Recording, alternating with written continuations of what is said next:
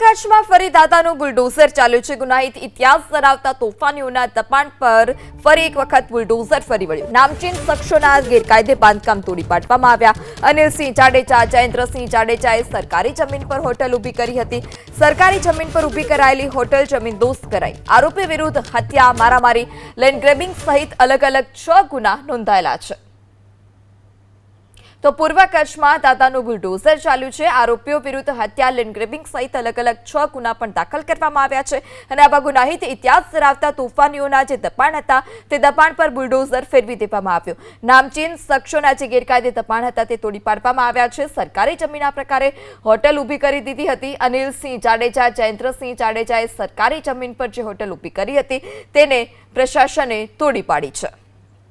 વધુ માહિતી સાથે સંવાદદાતા હર્ષદ ફોન લાઈનથી જોડાઈ ચૂક્યા છે। હર્ષદ, પૂર્વ કચ્છમાં પણ દાદાનું બુલડોઝર ટોપગેરમાં કેટલી ચોરસ મીટર જમીન ખુલ્લી કરવામાં આવી?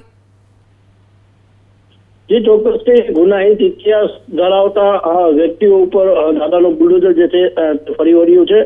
ખાસ વાત કરવામાં આવે પૂર્વ કચ્છમાં પણ આ જ સ્થિતિ જે છે તે જોવા મળી રહી છે। પૂર્વ કચ્છના ભચાઉના શિવલખા પાસે આવેલ ગેરકાયદેસર દબાણ બે આરોપી દ્વારા કરવામાં આવી હતી। એ દબાણ ઉપર સરકારી જમીન ઉપર જે છે હોટલ જે છે તે ખર્ચી દેવામાં આવી હતી। અવારનવાર નોટિસો આપ્યા છતાં પણ જે દબાણ જે છે તે દૂર ન કરવામાં આવતા આજે આખરે પૂર્વ કચ્છ પોલીસ દ્વારા જે છે તે તોડી પાડવામાં આવ્યું છે।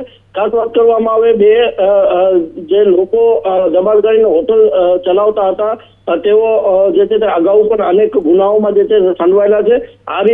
આરોપી અનિલ જાડેજા અને જયેન્દ્રસિંહ જાડેજા જે છે તે સરકારી જમીન ઉપર ગેરકાયદેસર રીતે હોટલ બાંધી અને તેના ઉપર જે છે તે હોટલ ચલાવતા હતા, પરંતુ પોલીસના ધ્યાનમાં આવતા પોલીસે જે છે તે તોડી પાડવામાં આવ્યું છે।